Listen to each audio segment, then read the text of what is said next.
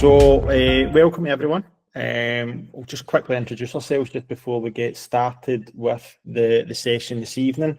I'm Conor O'Toole and I'm a computing science teacher at Braidhurst High School in Motherwell, and I've been teaching since 2014, and for the past few years I've been principal teacher of developing the young workforce. So my current role is trying to build relationships with employers and trying to support pupils into a positive destination. I'm Laura Di Pasquale. I've been a primary teacher in Glasgow for about 11 years. I'm a microbit champion the last couple of years and an Apple learning coach. A lot of my work is based with the Apple Regional Training Centre in Glasgow. And I'm really happy if anyone's got any questions, especially from a primary perspective, just get in touch. If you're looking for like lesson plans, videos, or support in the classroom, please just send me an email or get me on social media. Thanks. Okay, so my name is Ryan Trainer. I'm a secondary school computer teacher as well as at Conor up in Dunfermline High School. I've been quite actively involved with STACS since my time as a student teacher, and they've been greatly helpful to get me to where I am today. So it's really nice to be in a position where I can actually start to get back a little bit. It's my experience has played a key role in developing that passion for the subject. Now, I do firmly believe that spark and interest in computing science at an early stage is essential, hence why I volunteered to support the BGE transition team and get a chance to work with Laura and Conor. It's been really interesting to hear both those perspectives, and I think continue tonight as well. So this is our second workshop that's delivered by the BGE team. So thanks to those of you who have joined for this evening's session. Whether you're just returning from the first session that was hosted by Maggie, Ruth and Amanda, or if this is just the first time that you've managed to make it along, welcome. If you did miss the first session, then you can catch up via the STACS website, but I'm sure at some point we'll be able to put in a link in the Google chat for you as well, just so you can catch up maybe in your own time. We're going to be using, again, the Miro boards for tonight, so if you haven't used it before, we'll just run through a couple of things, but hopefully if you are familiar with it, then this should be fairly straightforward for you. You'll see at the bottom, you've got the reactions that you can use just to sort of give us a quick bit of feedback. You know, it could be a thumbs up or a confused face, just to see how your sort of understanding is of what it is we're trying to demonstrate or trying to explain to you. And at points throughout tonight, we're going to have each of the 3 years doing the presentation, so we might be passing off to one another.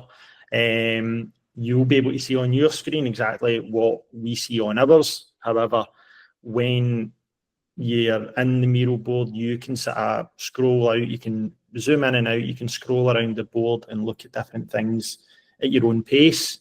At the bottom, there should be, I think it's a blue button that maybe appears down at the bottom, but if you click on that, it will return you back to the presenter's view as well. So if there's maybe something that you are slightly unsure of and you want to go back and read it just before you move on, feel free to do it. All you need to do is click on that button and it will return you to where we are on the screen at the moment. And if you do want to ask a question, please feel free to put it into the chat. Obviously, I think the person that's going to be talking and presenting, they might not be able to see the chat, but we've certainly got plenty of people in the background that are going to keep us up to date with those questions, and we'll try and get back to you as soon as possible with it. So this is the first wee bit to make sure that our board is actually working. So up on the screen just now, we've got all of these different white notes or tiles. Fingers crossed, you should be able to click on and edit the different tiles. So just to try and see who's here in the audience with us this evening, if you wouldn't mind just trying to click on one of those different tiles that we can see. If you maybe want to try and put in your name, maybe either the school or the authority that you're working in. And I don't think there's going to be enough space, but maybe what you're hoping to try and achieve from tonight's session. That would be great, thank you. And I think what we'll try and do is throughout each different part, we're going to be doing quite a lot of the post-it notes just to try and gather feedback. So we might be using this quite often. So that's quite good. We've got a mix of primary and secondary.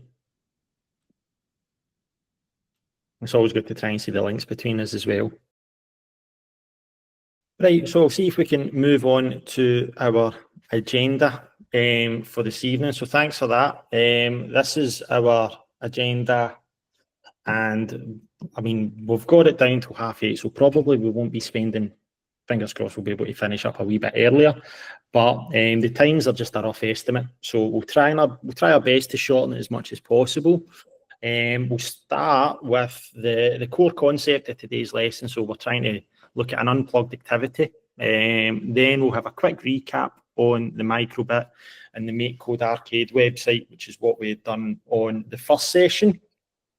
And then we'll try and code an activity together, showing hopefully how easy it is to get your pupils building their own games, moving on to sharing ideas on how we can measure progress more from a secondary perspective throughout BGE. We'll try and finish things off just by celebrating how the microbit can be used to display learning across the curriculum through that overarching theme of sustainable development goals. And then, of course, at the end, if there's any other questions that we've got, we'll be happy to try and answer them. All right. So we'll get started. And what I'll do is I'll pass on to Ryan just now, and he'll take you through that first part, which is going to be our unplugged activity. Lovely. Thank you very much, Connor.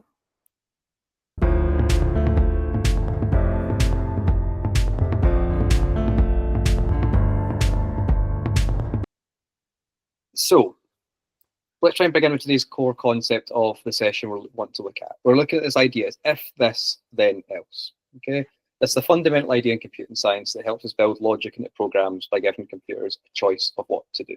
We're getting this idea across to the kids that computers think like us, we think like them. There's this basic idea behind it drives all our decision makings. If a condition is true, do one thing, else do something else. Just like in real life, if it's raining, take a jacket, else you do not need one. So we're introducing this in a way that's approachable for primary learners as well as secondary, using simple and visual logic, which is ultimately the foundation of all decision making within computing itself. So this slide shows we can help pupils build the logic statements through this unplugged activities. Present the pupils with a condition, the if, and ask them to think about what would happen next, the then. And then what would happen otherwise, the else. Now this could go on and on and on. We can take this into quite simple ideas that we've got here. So for example, if it's raining, then take an umbrella, else wear sunglasses. If the traffic light is green, then go, else stop. If you press A on the microbit, then show a happy face, else show a sad face. So we're showing quite already how we can blend these two together. These activities work really well as whole class games, drama activities, or even small group card slot tasks as well, to reinforce logical structure and help learners predict outcomes without actually needing a computer itself. So before we actually go to power up a device, we want to play with logic in a low stakes and engaging way, something that should already incorporate into a normal classroom structure without encouraging too many new things at one time. Here's a few simple unplugged activities that we found could be effective. We've got card sorting or acting it out. For example, card sorting, pupils are given their if, then, else condition cards, and they simply match them to the outcomes. There's a number of different ways that we can do this that Laura's going to talk to a little bit more from a primary perspective in terms of what can go on in the classroom. Equally, this can be transitioned into your secondary room as well. So we've got to act out as well. If cards aren't your thing in the class, or you've got a much more interactive class, acting out can be a great way to do that. One pupil simply reads the condition, others act out physically, and this keeps things interactive and kinesthetic as well. This phase is really critical for helping that understanding for the pupil, regardless of the ability. If we get a solid grip of the logic through movement, conversation, and visuals, it's going to make that even easier as we go. Now, we've got the example matching statements at the bottom. For example, if the teacher claps, pupils jump, else stay still. This might be something that's actually already incorporated into your day-to-day lessons, but to give it the if then else logic and talking about how this is we think, this is how the computers think, it's going to make that transition over to the digital a lot easier. For example, there, if teacher claps, pupils jump, else stay still. Then if the microbit is tilted left, then show the left, else show the right. And it just makes it a lot easier to blend those logics together. So I'm going to pass over to Laura, who's just going to let us know from a primary perspective how you might actually use this within your own classroom as well as some potential other ideas. Okay, so if obviously you're trying to teach this in a primary classroom, it's very similar. to the type of activities you would also do in a secondary classroom. So lots of different ways to be able to deliver these unplugged logic type activities. And obviously you can adapt them to your classroom needs based on the resources you have available or what the children actually are able to do. So you may have actual cards printed out, if, then, and else, with different statements on them. Pupils may have to move towards the cards around the room if you're quite active about it, or act out the activity when you show them the card in front of them. You may use mini whiteboards, especially if you're starting to get the children to write some code and starting to make their own code. If you have the opportunity to have some sort of digital technology, iPads, tablets, pupils could use different symbols, and they could also use things like color-based sorting tasks.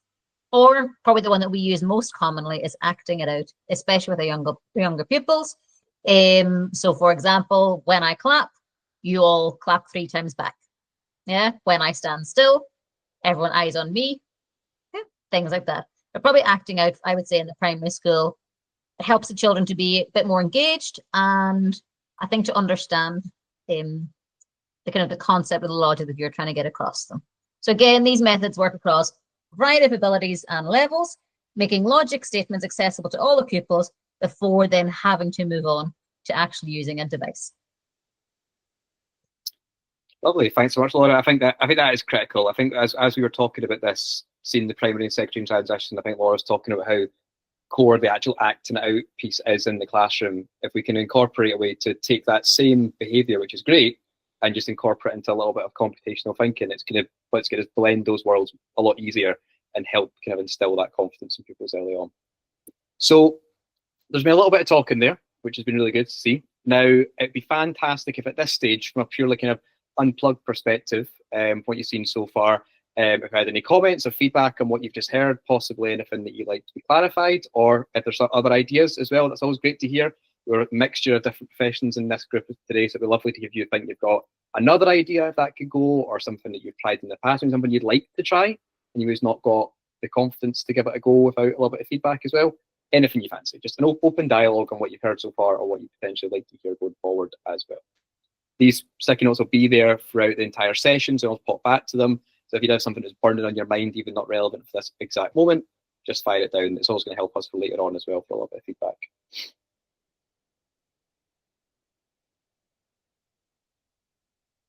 Lovely, it's got Ruth there, loving the idea, get the kids up and moving around. Yeah, I think that's key, especially when we have this idea of, you know, it's computing, we're sitting at the computers. We want to break that away as much as we can, as we can be active and move around without being stuck at a desk, 100%.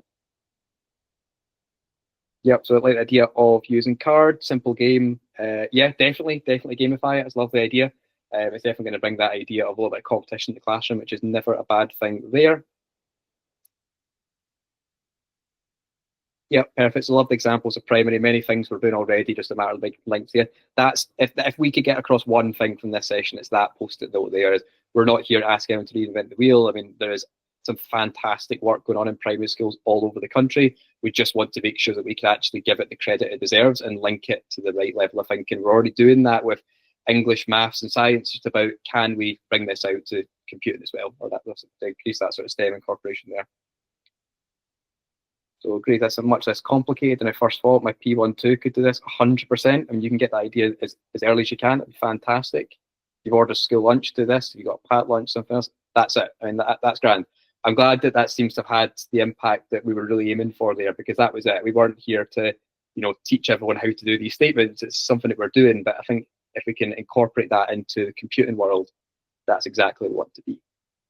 The ports video will help pupils understand the concept before coding. Definitely, it takes stigma away. It allows them just to really sort of build that confidence up before they go. Perfect. Good with spheros moving around. Yeah, 100%. You've got spheros. Definitely get them out and use them. It'd be a great way to use it. Use it. Lovely stuff. So it looks like we've had a good couple of comments on there. Like I say, we can come back to these, so feel free if there is anything that sticks in your mind later on, you just jump back, like Connor said. You can sort of jump in and out of the presentation. You can just always press the return to me comment, and that'll bring you straight back. So I can see some love hearts starting to appear there, so I'm going to move on.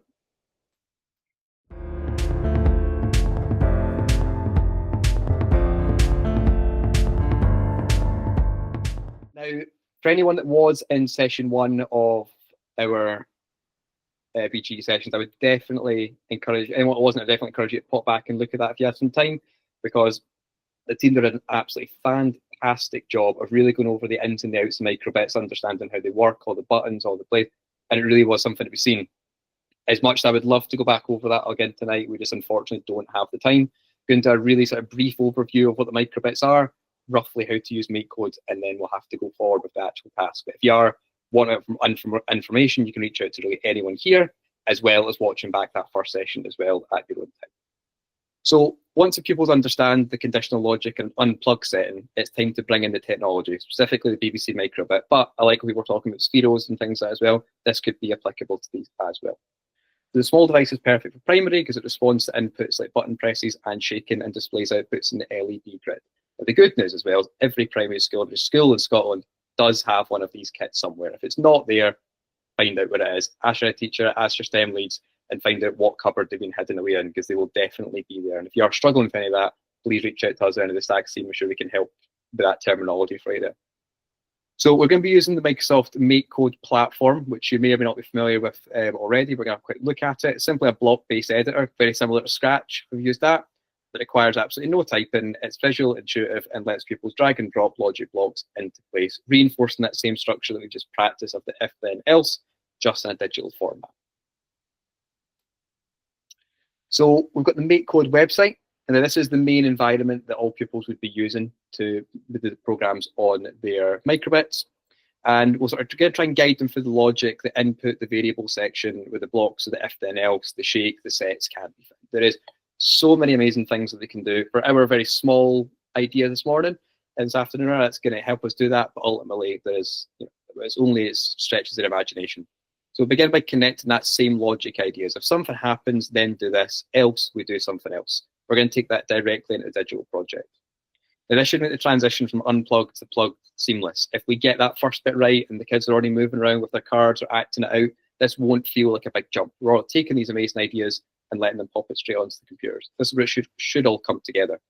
Now, today in this session, we're going to aim to build the microbit program that plays rock, paper, scissors, or allows the pupils to play that without having to use their hands themselves. And people should just shake the microbit to choose their hands, and that should choose the random opponent against them. So here's the if, then, else logic. If the hands match, it's a draw. If the player wins, they get a point. Else, the opponent wins. In this case, the opponent being their microbits. Shows the pupil how logic becomes real in digital system, and it's fun. Like we said at the beginning, that any way we can sort of gamify what we're doing is going to be a big winner there, essentially. So in the next section, we're going to sort of jump into the MakeCode website and have a look at this ourselves. But we've got our feedback board here, and I appreciate it's been a very short amount of time since the last one, but it'd be great if anyone did have any sort of specific microbit or MakeCode questions in general, either about what we're going to do or just anything logistically.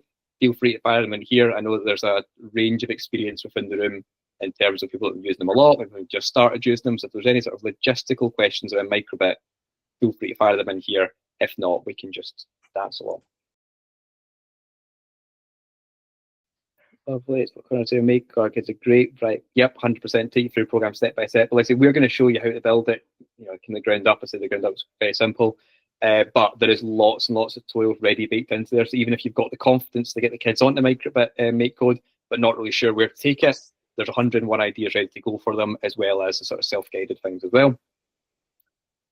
But Laura here's in the views of the MakeCode website, P3 and upwards. Don't see any major issues with younger pupils. Microbit simulator is ideal for kids who don't have it at home. 100%, that's great. I know, especially over lockdown, that was a huge thing. That was sort of this transition through that. Even if the kids are really enjoying it in class, which we'd like to hope they are, they can still go home and show anyone at home, or just try little things using the simulator, which we'll get a chance to play with in just a minute or two as well. So no matter what, it's incredibly accessible. Even if you've got a bigger class or for whatever reason you can't get your hands on the full kit, it's not going to stop you performing these tasks.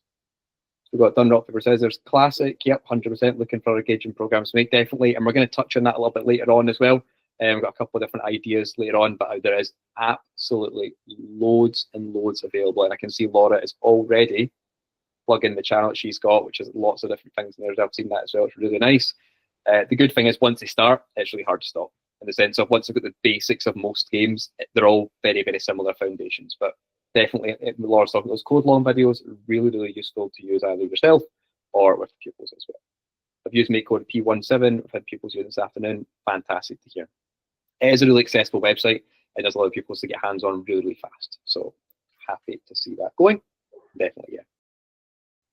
Yep, so you can see Laura's talking about the color code in the website. Pupils that sort of find it hard to read in that sort of traditional black and white setting. 100% could not agree more. And then very quickly they learn what colors go where and how to work that forward as well. And I've actually got a couple of pupils that have quite heavily dyslexia, the green overlay in classes, and by using that, the micro website, it works really, really well. To be fair, it transitions quite nicely. So you can see a lot of work's been put in the background to make sure that is as appropriate for everyone. Lovely. So I'm going to jump ahead to actually now talk about how we're going to do this in practice, because ultimately it's probably the main reason that a lot of us have came. We've got the nice unplugged activity. We know how we can start talking about things, but how do we actually get it into the hands of the pupils and get them making their own programs?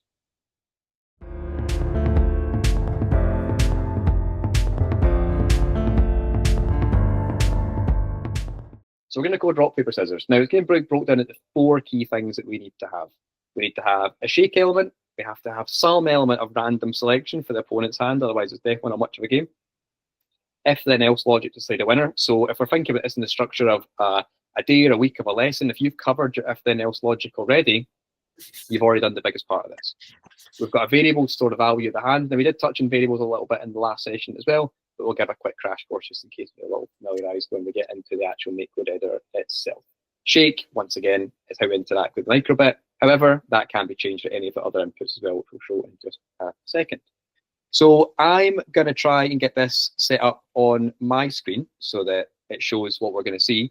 And Connor is going to very helpfully instruct me of what blocks I need and how we're going to sort of bring it together like a jigsaw. Now, this is where I'm going to need my amazing technical staff in the background here to be helpful. So there should be a link for the microbit classroom, because there's actually a couple of people in today. So this link that we're going to pop into the Google chat would actually allow you to code along live. When you click onto that, you'll be limited to the blocks that you need to make this specific program there. And you see here, that's a little picture of it. We're going to talk for it in a second anyway, but it's not a lot. Okay, we've got from on shake down to here with absolutely no drawing required. I'm going to show you these icons in a second as well. So if you want to sort of work along with me, that's absolutely great. You click on that link, it should let you into the classroom, and I can also see how everyone's getting on as well. So if we do get stuck or any issues, please just raise a hand or give us a little ping and we'll let you know. So. Yeah, I can see you now, Ryan. That's you. Yeah. Fantastic. Woohoo. Lovely. So, Connor, if you would be so kind to let me know what sort of blocks that I'm going to need to build this rock, paper, scissors, and then I can try my best to put it together like the world's most interesting jigsaw.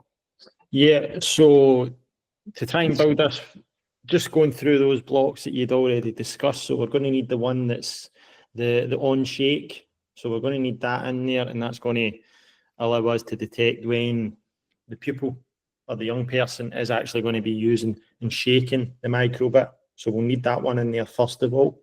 Perfect. So also I'm going to be giving the microbit some sort of information. So I'm looking for something around that. So input sounds like a good start to me. And I can see that there straight away on shake. So I'll ditch that in my playing field here. Yeah, so everything that we are going to be doing for this game is going to need to go in between that sort of pink or purple block there that we've got. So your next one that you're probably going to have is we're going to need to look for our random numbers. So we're going to need to look for a set 2 block somewhere. Okay, so I suppose if I'm looking to set something, I would probably have to make it first, would I? Yep. So I'll probably just make a variable, and I'll just call this one hand for talking's sake. But this could be anything for purpose of what we're using. But hand makes sense to me for rock, paper, scissors. So I'll drag that out, and I'll just put that in my on shake there. So now when I shake my microbit, I should be setting my hand variable to nothing, which is a good place to start, but not quite where I want to be yet. Yeah, so we're then wanting to try and introduce that random aspect so that every time that we are shaking the microbit, it's always going to generate a random number. So we're looking for a random number between 1 and 3 to replace that 0 that we've got there in that block. Perfect. So random numbers to me, maths, nice big bastard here, my favourite subject in school, not. So if I can bring this down here, I can see I pick random between 0 and 10. Now, super easy to change. You can see here that I've got it's an oval. It's going to click into here. It's not going to let me put it anywhere else. then drop it in here. I don't need to be super accurate with it. Anywhere in the rough area is going to get me there. And then, as Connor said, I can change that between 1 and 3. I got my 3 possible choices. Yeah, and then after that, we're going to need to try and sort out what we want to do when each of those numbers are chosen. So if it's a 1 or a 2, or if it's a 3. So we're going to need our if and else block that we discussed at the start of this workshop from our unplugged activity. Perfect. So we were talking about how to build computational logic into everyday thinking. So once again, I've got my keyword of logic, grab that there, and I've got an if and an else. That looks like words that I've seen so far. So I'll drag it out and ditch it just underneath my set hand. Now, at the moment, it still says if and else, and I don't have that alternative option. Super easy to add. So pressing that plus arrow down, plus option down here, it's going to add another one on there for me. I can keep going as much as I like. For this option, though, I think I'll just keep it for the 3, my rock, paper, or scissors.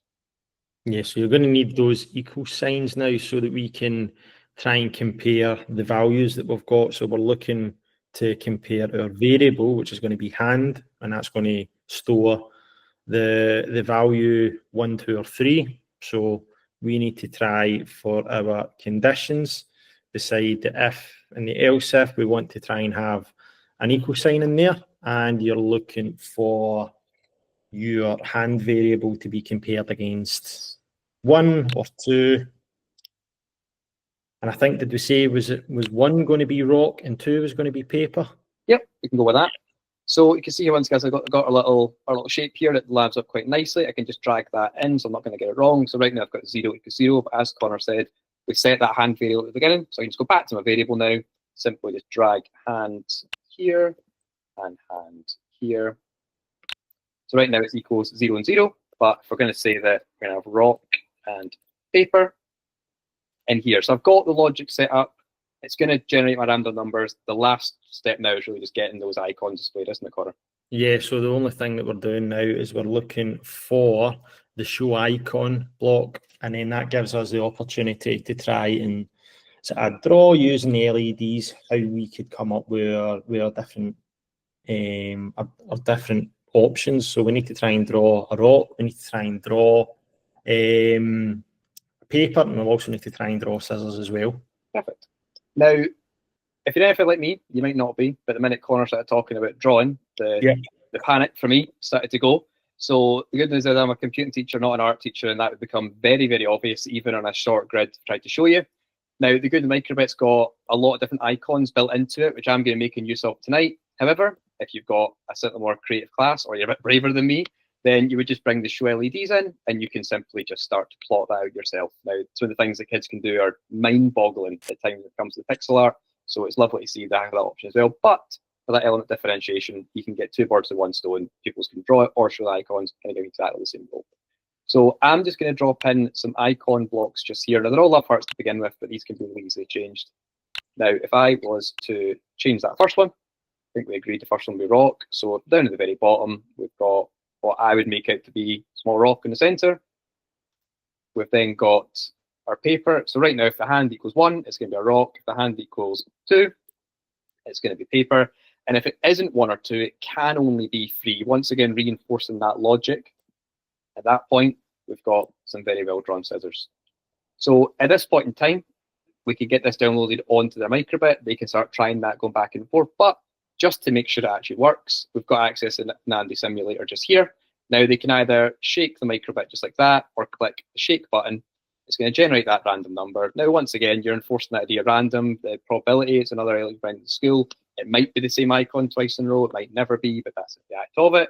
As I'm pressing shake, I can be playing rock, paper, scissors against my classmates or against the self, and you're able to build up that score. So once again, if you've got a pupil who's going to be a little bit less engaged and is not wanting to interact with his peers all that much, very, very easily can sit and play rock, paper, scissors with himself against essentially against the computer. Alternatively, you can have 2 pupils play against each other, both with their microbits in their hand, just replacing their physical hand or the digital one that they've made. So that's it.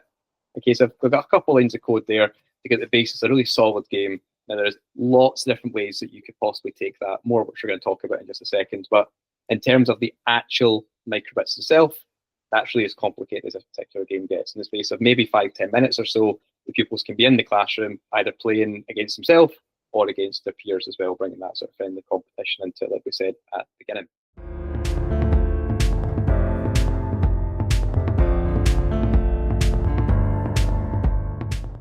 So we've made the game, but once pupils have completed the rock, paper, scissors, you're always going to have a question of what next. Now, there's plenty of ways to expand that learning going forward. The first thing I'd be letting to do is let them have a go at it and try and expand what they already know.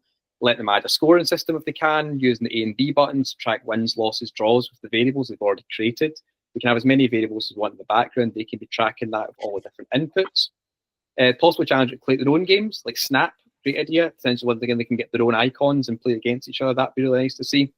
And also, don't forget the cross-curricular links that we've got as well. Now, maths, we talked about it a little bit there. We've got random numbers, strengthens that numeracy skills. Art, pupils can use that pixel grid to create their own characters or icons. That could be a great way to incorporate that into things you're already doing.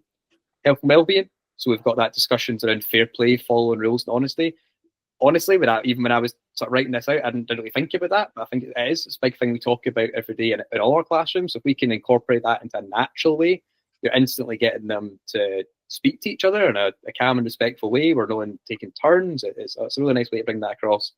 It's a really great way to show computing science is creative, meaningful, embedded across that learning. We've also got the idea of inspiring future game developers as well. It's a huge industry right now in Scotland. So as simple as that game was, you've had a pupil that started with absolutely nothing and has then made an interactive game. Now, that might just be that little bit of a spark to send them up further up their career and go, this is where it started. This is what I wanted to do. That's what I understand. I enjoyed making games. Okay, it doesn't matter how small it is. It can go forward with that. Yeah, I was just going to say, Ryan, I know, like, obviously people that have, Bill Gates and Mark Zuckerberg and all these people that are massive in the tech industry, they all started doing this type of thing. And whenever I do particularly rock, paper, scissors with the kids, I say to them, this is how all these huge game designers started. They all started off coding these super simple games. And kids now are crazy about content creators for, Roblox and Fortnite. And this is just the wee cherry, the wee thing that just gets them excited and interested. 100%. Couldn't agree more. Let's say I teach NP and game design with the 5th and 6th years, and that I hear that every day. That is something that I would say, and it can be something as simple as we got a little bit of exposure in primary, or like say I watched this person play that game.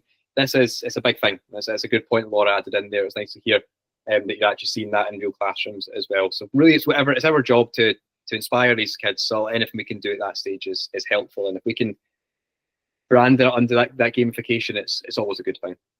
So we've got our third feedback session. It's crazy how quickly these are all coming in. Once again, just any thoughts or feelings you had about what you've seen, potentially if you'd like to see more, what you'd like to see more of, if you'd like any advice on directly where to go. I know Laura mentioned with the link that she's going to post the previous one as well. If you had any questions around logistics or things you've tried as well that work as well, once again, it's very much an open forum. We're not claiming to be experts by any stretch of the imagination. It's just about bringing the ideas under one roof, I suppose. We've got Annabelle saying, fab, definitely trying it. Yeah, great, playing chaos. I mean, the concept of chaos tag, that sounds absolutely fantastic to have there, but yeah, definitely incorporate them both. That's great. Once again, it's just about any way we can really get this working in what you're already doing. And that goes for primary and secondary. Is there's all these amazing ideas out there, but if it's going to take a complete U-turn on the curriculum that you're going with, it's really not worth it in terms of the risk behind it, the risk reward there. But if we can sense that we're already teaching the kids this stuff anyway, how can we make it a lot more interactive, a bit more interesting and more engaging? It's never a bad thing. So once again, you've got incorporating PE and computing. I mean, how often do you hear that said in one sentence? So it's great that we could get happen already at such a young age. Simple game, but links nicely with unplugged activity. Yeah, that's the core. And this was with unplugged activity, it can grow arms and legs and go anywhere you want, really. If you're seeing the kids talking about certain sorts of decision trees early on, you can very quickly adapt that lesson to be applicable to that.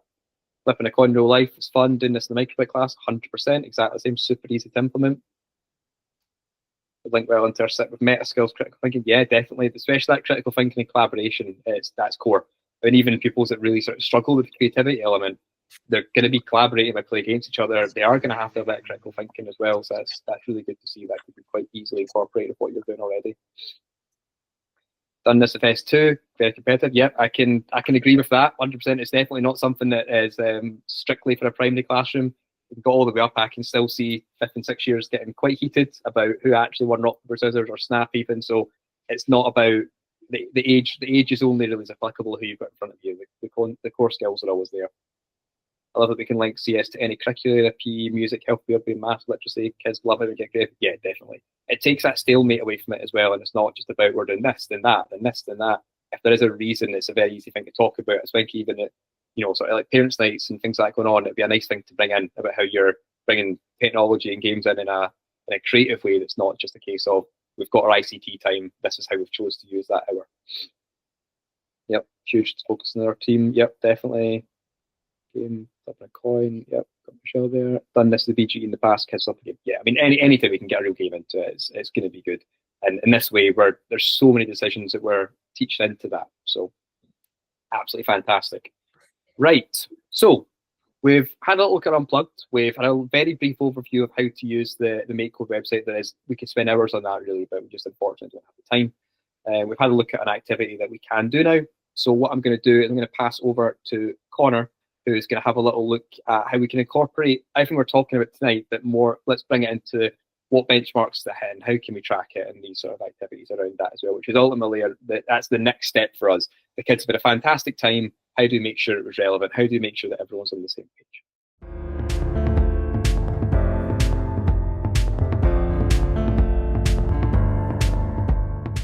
As Ryan says, we'll take a closer look at these benchmarks within technology. Now, I can fully appreciate how overwhelming this can probably be from a primary perspective, because as a secondary teacher, I often find it quite challenging to sort of effectively demonstrate how a pupil is meeting or has achieved at different levels, particularly when we're asked as secondary teachers to track, well, what's the difference between a second level and a third level in this topic. Sometimes it can be a wee bit challenging. Tonight, we're probably not going to be able to give you a definitive answer, but hopefully we're going to show you some of the ways which might make this a wee bit easier for you in terms of from early all the way through to fourth. So probably early, first, second, you're maybe going to see that sort of the transition between primary and secondary. Your third and fourth, you're likely to see that towards the end of the BGE phase. Selected one of the computing science organisers for designing, building and testing computer solutions. We'll discuss different ways in which you can progress from early to fourth level, as Connor was saying there, and discussing these experiences and outcomes and how the specified benchmarks can link. We'll still be using the microbits, as we'll show you how this can progress even further into the likes of Python programming and beyond. Yeah, so this early level is still sort of following on from, very similar to what we've been doing throughout the workshop so far, but it's just focusing on creating simple code. So that ability to be able to create these sort of tasks that we've been doing and then transferring it to a device, and the benchmarks that at the early level, they just expect pupils to be able to program a simple task. So any sort of simple sequences that we've looked at, maybe on that particular MakeCode Arcade website, there's, as you know yourself, there's so many easy introduction tutorials. But again, just the name tag activity is probably one that will just effectively complete that level for us. Yeah, 100%. I mean, honestly, it would be nearly impossible to name the best way or the most effective one to go with. There's hundreds of options, and it really depends on what class is in front of you. But yeah, completely echo what Connor's saying there. So the code is really straightforward, consisting of only 2 blocks, forever block and a show string block. So not a lot to get ahead around to start with. Pupils can use the show string block and change it to display their name. And then we can begin the process of differentiating that by challenging them to create one or more messages or display one of their own. So you're really kind of keeping that ball rolling for those that are really looking to progress and keep going with what they're doing. Yep, so if we look at the first level, that's when you can maybe try and begin to produce sort of very basic and simple programming concepts. And again, so many different activities, but for this one here, probably the best one, and it's kind of similar to what we were talking about earlier with the random numbers. The dice activity is probably a good one to do as well. Yeah, definitely. So this activity involves using the shake feature to generate a random number and then just simply display it. It gives teachers the opportunity to discuss data types, predefined functions, or even parameters at a very early stage. It's not things that you would necessarily think is going into that until you really break it down, but the world really opens up to talk about that at this early stage. Yeah, so again, Ryan's demonstrated the building the blocks on that activity that we've just done there, but in this case, they're just placing the random block inside of the show number. And as traditional dice have only got 6 numbers, the same activity, you know, you can probably create this for different scenarios, and this is one of the important things that they're wanting to try and identify at that first level. It's basic problem solving skills. So you then start to think, right, if we're looking at a dice in terms of identifying random numbers between 1 and 6, can I maybe then try and get the pupils to think about how they could sort of create a task or a scenario where we're maybe still looking at random numbers, but maybe for a different situation. Definitely. So I think one of the key activities that we could use for another sort of scenario could also be choosing a random pupil in the class. Pupils can count the total number of pupils in their class, change the parameters to match that number, assign each pupil their own number, and use this as a randomizer when the teacher asking the question. So once again, it's keeping it fresh. It takes away that idea of just look at task 4, let me know when you're done. The kids are seeing that this is reactive, it's different to their class, and it sort of allows the teacher to keep asking questions with that as well. Yeah, so again, I think that would be a good way to keep the pupils engaged in the lesson as well, and it keeps them on their toes, because it's not just the usual, you know, maybe hands up that you're looking for in terms of answers being shared. If each pupil is going to have assigned that number, you can have one person that's going to be shaking it, and then hopefully everybody's going to be kept on their toes to see if their number is going to be picked out. But hopefully it's a good way to try and keep them engaged in their responses as well. The benchmarks at that level, they expect pupils, in addition to constructing their code, they will also want them to be able to try and explain the steps that are involved and the expected output. So even if you can get one of the pupils to try and explain it in their own words about how they would possibly change it from a dice scenario into another scenario, that would be like an effective way for you to sort of measure their progress in them achieving this first level. Definitely. So when we progress to the second level, you can see the term develop again. I've seen that before. So building has now been replaced by create, but we see a new term, which is evaluate. Now we'll take a look at some more detail in the snap the dot activity on the next slide. Yeah. So for this one here, you're moving on to your sort of simple game creation and the introduction of sprites as well. So the aim of this game is probably fairly straightforward, to be honest. Up at the top left-hand corner of the screen, you'll see the micro bit, and the red dot that's shown on it, it's just going to move along that middle row there. It's going to move from left to right, and what the pupil or the user has to try and do is they need to try and press the A button exactly when the middle dot is going to light up. So the exact moment that red dot's in the middle of the screen, that's when you need to try and sort of snap that dot, if you like. They need to press that A button. So to create this game, there is going to be a lot more program. It's obvious, we can see it from there. There is a little bit more complexity to this, but once again, it's using the same blocks that pupils at this point we've got a good amount of exposure to. So we need to create the 3 scripts shown at the top left-hand side. 1 to create the sprite where the game starts, 1 to move the sprite throughout the game, and then 1 to actually calculate the score. So you're sort of bringing the 3 different stages into that there. So that could be done in a number of different ways. Yeah, and again, like once that code's been finished, you can then challenge pupils in class to see who's going to get the highest score. Once the game's finished, it will display what score the pupil got. So again, like anything, if you sort of bring in that element of sort of competition or challenging one another, that usually, I find from a secondary perspective anyway, I'd imagine it would be the same from primary, keeps them more engaged. It gets the learning and interaction a lot more fun. But the score concept is quite important, because that's one that's explicitly stated in the benchmarks. The pupils need to try and identify patterns in problem solving. So the specific example they give is a score counter. So that's why we think that this activity here would be a good way for you to measure their progress against second level. Lovely. And then from this, the teacher can simply introduce the idea of evaluation, which is that new term that we're talking about, would help meet that benchmark of identifying mismatches between the task description and the solution. And there are some different ways that we can do this. Yeah, so if you're wanting them to try and evaluate it, and again, there's so many different ways that you can do this, but one possible way could be asking pupils just their opinion of the game and how it could possibly be improved. So some ways that I've tried to do this, and again, some of them might be different in terms of primary and secondary, but maybe 2 stars and a wish might work for that. You could maybe give pupils sticky notes, and then they could record these answers, and then it gives you the opportunity to sort of collect those notes in, and you can discuss it together as a class.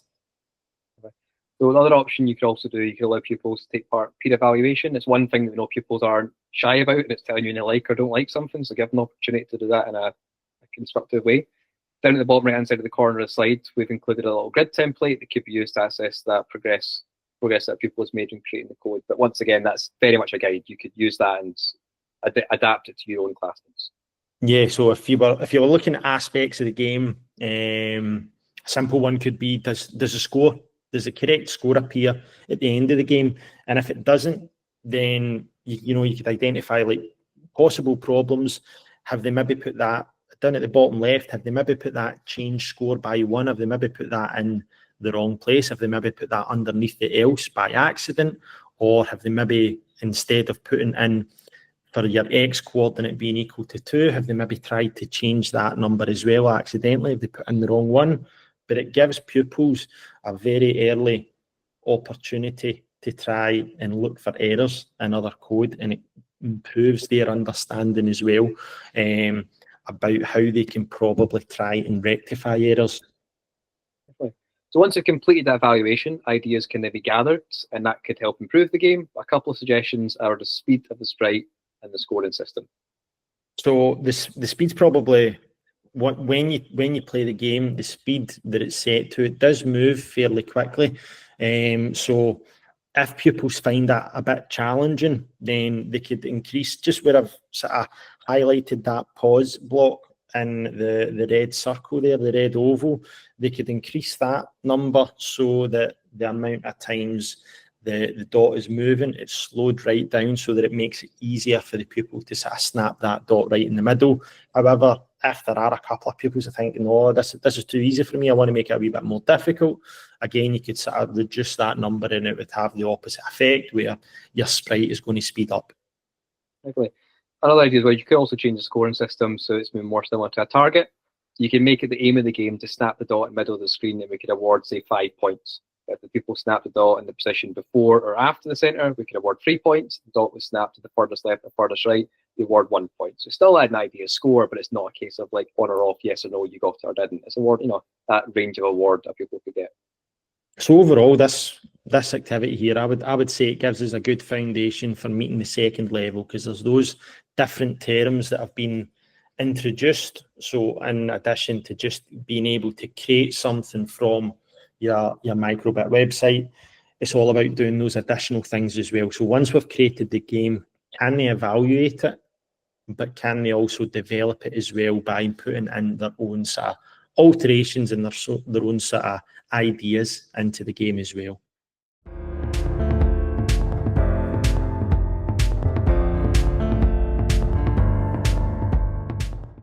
These last two levels will still stick with the snap the dot activity, but we'll show how we can demonstrate the necessary skills so that we can get the third and fourth levels sort of measured against as well. And I think if you look at both the third and the fourth levels, it's almost identical opening statements that they've got, and we can pick out some of these keywords such as what we've got. We've got design, we've got build, we've got evaluate, and then we've got that new one that says refine. Lovely. So if we key in that first word you said there, so design the game, we're going to have some sort of graphical notation for that. Now, a flow chart could be used to design this code. At the top right-hand side of the corner will show you how you could design a solution for the movement of the sprite, with each box representing the process and the arrows indicating which process followed it. So sort of starting at the top and working our way down to show the flow of that program. And again, that might probably be very detailed, but what we can introduce to them is just that whole concept of a flowchart where you've got one process and it's the arrows that we really want to try and sort of make most important to the pupils. If we're talking about the arrows, it's all about that process. What comes next? Do we go this way? Do we go to the next? It's all about trying to get pupils to understand that, improve their computational thinking. So another design notation that we could use is, if we focused on the microbit itself, we could use a wireframe. So down at the bottom right hand corner of your screen, just underneath the flowchart, we've got a sketch of the microbit. So we could print that out, and then we could give this to pupils, and maybe using coloured pens or coloured pencils, we could get them, without actually looking at a microbit and creating it, we could try and get them to imagine how we want that game to work. So if they could try and then illustrate it or annotate it to try and explain in their own words before they actually go and create it, how do I want this game to work? Lovely. So when we're actually building the game itself, the benchmarks do explicitly indicate a visual language can be used at the third level, but a textual language does have to be used at the fourth level. Yeah, so that's when we would have to try and use something which could be Python, but that's the reason why we've sort of included that down at the bottom left-hand corner there. So again, the reason why we're choosing this activity is that on the Microbit website, it takes you through step by step how you could do this using Python, which I think is quite important, because this will be a tricky concept for them if they were to progress and continue with computing science out with BGE. So if you can maybe get a tutorial that will take them through step by step, you don't want to scare them off, you want to try and show them hopefully how they can achieve effectively the same thing, but with a programming language that's going to be more beneficial to them when they move through the school. So Python would open up the possibility of making the code much more complex for any of those pupils that are probably eager to do so. Yeah, so the benchmarks in the fourth level do require the pupils to know about variables, logical operators, selection. So we could use the altered scoring system from the previous slide to create a pretty effective solution to cover that. So at the bottom of the slides, part of the scoring system would make use of the logical operator, or to compare the x coordinate, and if it matches either value, it can simply just update that variable score that we had from earlier. And then we're moving on to the refinement part as well. So that involves breaking down a specific step into a lot smaller steps as well. And usually, for some reason, all computing science teachers seem to do this as well, but whenever it comes to refinements, we always seem to talk about making cups of tea, and it's all about breaking down one step into all of these different many steps. And for whatever reason, the scenario that we always seem to try and demonstrate to our pupils is always about cups of tea. So in this case here, if we were talking about it in terms of creating the sprites, how can we break that down into even smaller parts? So if we were wanting to create a sprite, the first thing that we would have to do is we would need to initialize, which is basically set up the sprite in our code. And then we want to be able to set up the x coordinate to be 2. And then we can set up the y coordinate to be 2 as well, so that it appears right in the middle. But that would be an example of maybe taking just one step and then trying to get the pupils to understand are there many steps involved to try and set up that first step for us. Yeah, I might need to get your cup of tea recipe for after this, Connor, see how we get on. So we could continue to use the same evaluation methods from the previous slide at the fourth level, but we'd look to link it more with the testing of the game. Your pupils could possibly look at producing a report that would outline the tests that they undertook, what they expected to happen, what the result of the game was, and evaluate the impact this has on their game. So we're thinking about it very, very similar into what we were talking about at that evaluation stage in the past, a little bit more detailed than what we're looking for. Yeah, so the only difference between the third and the fourth is that additional requirement in there where it says that we're wanting to process and present information while making reasoned arguments to justify decisions. The benchmarks, they indicate a couple of things that we can do to try and get that bit completed. So there are probably 3 statements that match up with the statement. The probably 3 best possible ones are: the develop a relational database to represent the structured information. You could compare common algorithms, for example, those are sorting and searching, and justify which one would be most appropriate for their given problem. or simply just design and build a web page which includes some interactivity. Aye, so they're quite detailed benchmarks that Ryan's just mentioned. And the first and the third, they involve a lot more than we've discussed over the 2 sessions, not just this one tonight. But the second benchmark's probably the one that we can demonstrate here. So that second benchmark where it's saying that we have to be able to compare common algorithms. One of the common algorithms that we could maybe use then is the running total. So that one there that we've got just underneath the word wireframe, where we've got score is set to score +3. That's one of the algorithms that's taught when we move from BGE into your nationals. So that could possibly be one that we could use from this activity here that would effectively measure how well we've completed the 4th level. So hopefully, and again, it's quite a lot that we've went over there, but hopefully it makes it just a wee bit easier to try and understand how you're referencing against these different levels, and more importantly, how you can distinguish between your 2 different levels as well. Obviously, some of the activities that we've done might be able to go straight into possibly like a level 2. But if there's any feedback at all that you can get from those slides that we went over, but maybe even if you could share some ideas of how you in your school just now track pupils' levels against BGE, that'd be really helpful. And as well, we're obviously talking about these benchmarks as well, and I think they're probably going to update them fairly shortly as well. So we'll see how that works in future. But it's good to see your comments just now. I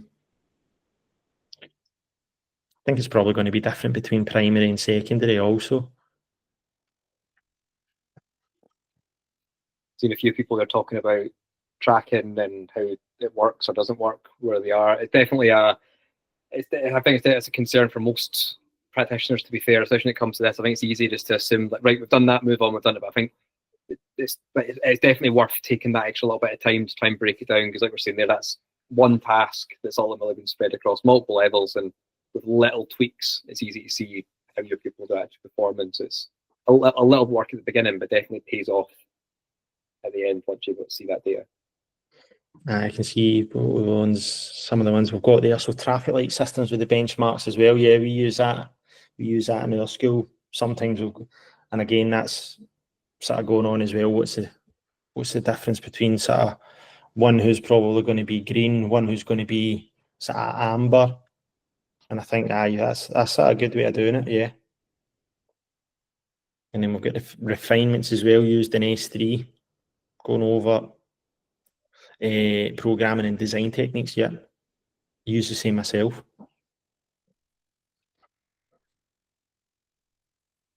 Yeah, definitely. I think there was since everyone's doing some really interesting and great things. I think it's just about sharing it and bringing it all in one place, and then trying to get improve what we have or tweak what's there. But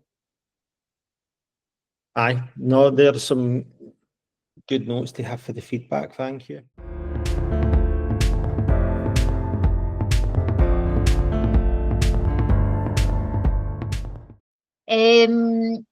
So I'm coming obviously from a primary perspective, and the whole point of our team is to have this transition from primary into secondary and working together and thinking about how we can help with that transition.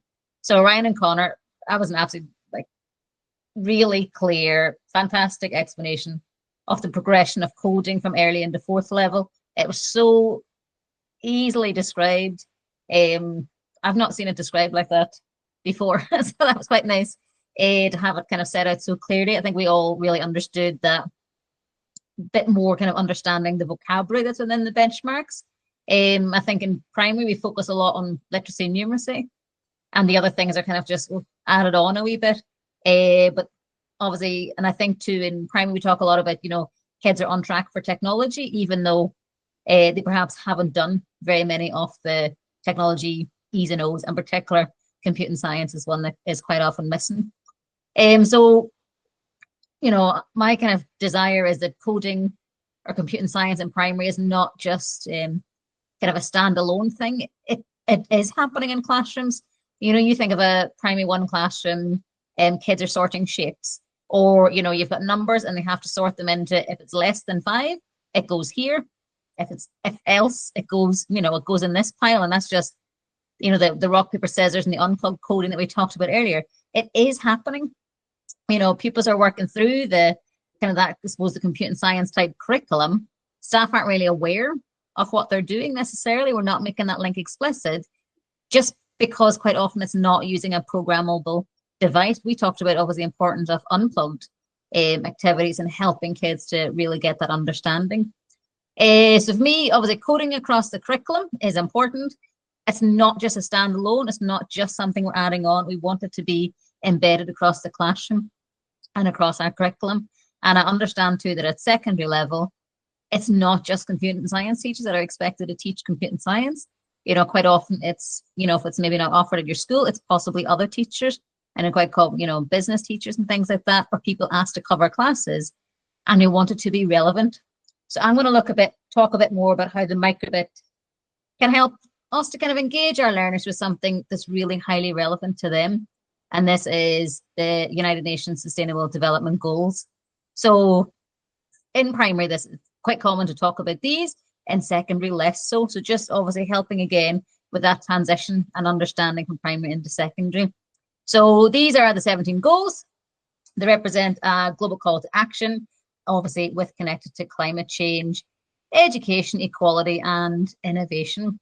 So they're not just the responsibility of governments and world leaders and presidents and things. They're something our young people care deeply about, and quite often care a lot more than us adults. You know, it's their world they're living in, it's their world that has been affected, and something we really want to empower them to be able to tackle right from the classroom. And it's our job to educate them and inspire them to be able to find this important. So by using the microbit, we can combine some hands-on learning with real-world impact.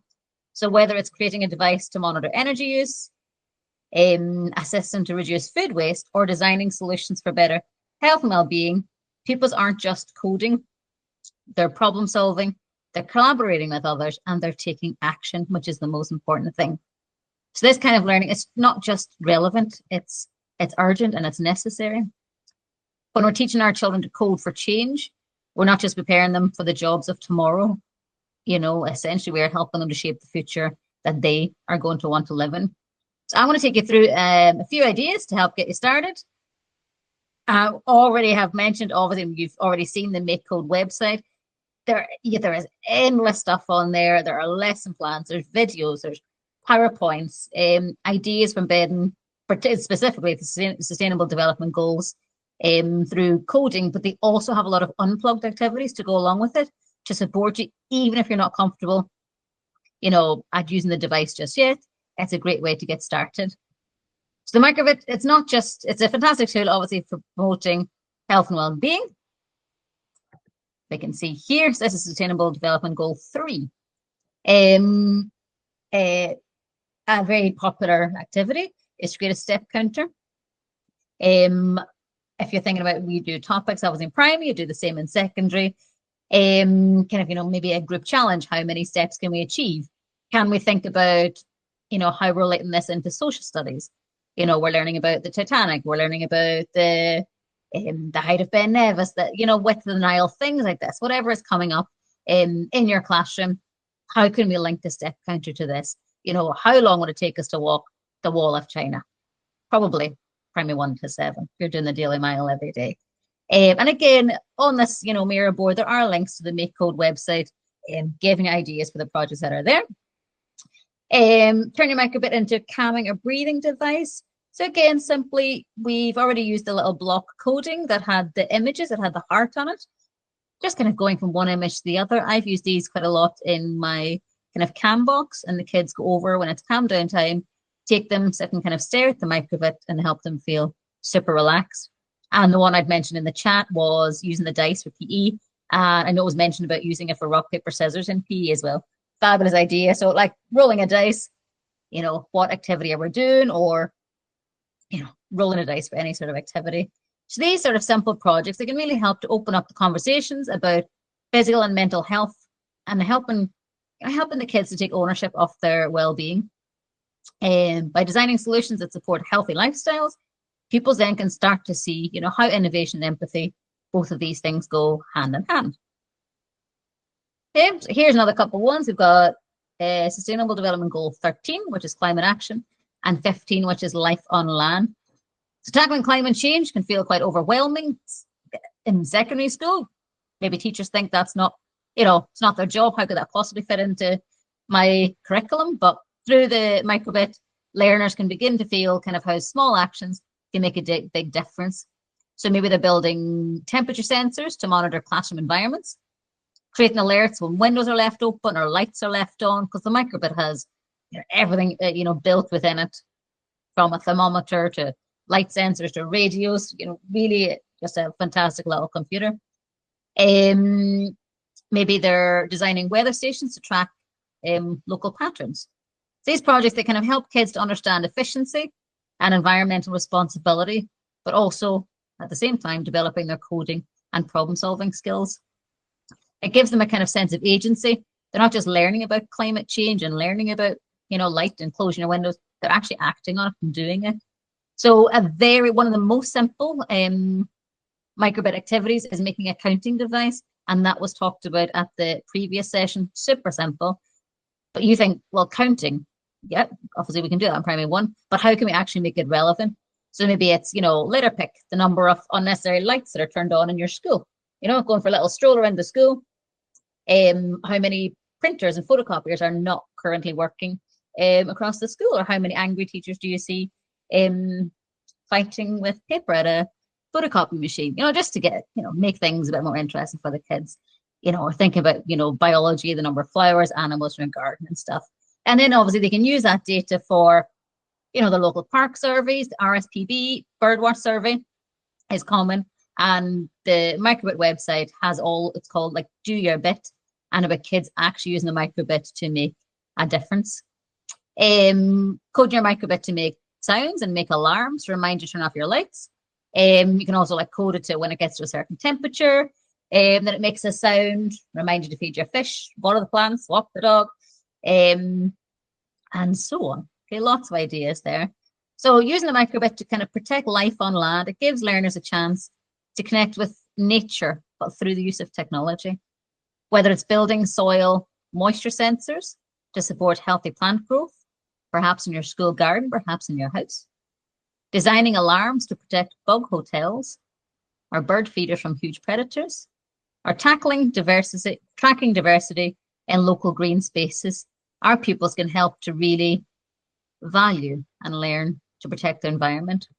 So the activities here, for me, the whole point is to promote curiosity, care, and critical thinking, and qualities that are absolutely essential for the next generation of our environmental stewards. So in this little feedback there is a presentation you can just click on and flick through. And it's got ideas for the other sustainable development goals. They're not all there, but it's give you ideas, and there's links within it. Not just the Make Code website. There's links to different YouTube videos and different websites with lots of ideas. And there, I'll pop that wee link in the chat. So that's just it's a very small YouTube channel, and it does have code along videos within there. Most of them are, it's just the screen, it's just the code. It's not necessarily me even speaking through it. So it's something you can play in the classroom, pause, and let the kids work through it, or the kids can have the videos themselves. So if you just go to the playlist within there, you can see there's sort of a playlist for microbits within there. And if you get even more excited, there are some videos for the CuteBot. So it's a little robotic device that can be coded through our microbit. So any questions, please get in touch if you're looking for extra support, any ideas. Hopefully we'll start to see coding and computer science across the curriculum and not purely as a standalone subject in both primary and in secondary. So if you want to give any feedback, pop information there into the chat, into the wee feedback frame. Any questions, any information. Also, if you've been wondering who's been changing the size of your post-it, it's been me. They've been so small, I've been trying to make them huge to be able to read them. I think that, the important part that we're trying to get across, in today's session, the previous session, is that, computing science shouldn't be this, awful, scary thing. It's a lot of stuff we're already doing in the classroom. We're just thinking about how we can actually just use a device to go along with it. And because the microbits are everywhere, as we know, it's in all the schools, it just makes it, so much easier for us ideas. Oh, thanks, Annabelle. I weren't doing it before. Yeah, we are doing these things. We're out counting, plants, and we're monitoring, rubbish and all these things with around us. We're just thinking about how we can make it a little bit more relevant. Yeah, absolutely. Computing science is ideal topics across the curriculum. You want kids not to be scared of it. They see a little device. I think the microbit can be quite intimidating. I think it looks quite nerdy, quite techy. And you want it to be something people feel comfortable with. Yeah, Ryan, agree too. Yeah, it's kind of maybe things that are quite difficult to tackle are the global goals, and where do we start? I don't know how much you love them, Ryan. I've got nothing against the global goals. I want that on record. They're fantastic if you have time to do them. And I think this is actually, all joking aside, a nice way to do that. Yeah. To bring it in without having to make too much of a point to Yeah. divert the rest of the way. So I do. Yeah. It's very good. And I think, Mark, as you say, trying to make the BG lessons, more engaging and interactive, so kids aren't scared. Maybe they're used to doing, I suppose primary, you try to make things as fun and engaging as possible. And I'm desperate for kids to do computing science, but you want it to be for them to feel relevant, and important to them as well. So thank you.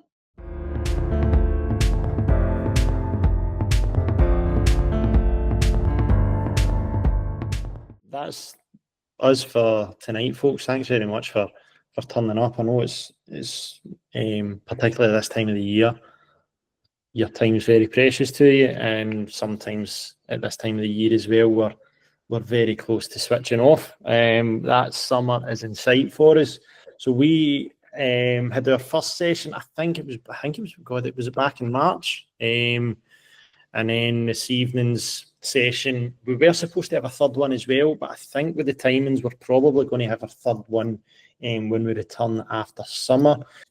But yeah, folks, that's us for this evening. So if there's any questions that you're wanting to ask, we'll hang around for the next 10 minutes or so. But thanks once again for your time. Really appreciate it, and hopefully it's been worthwhile for you.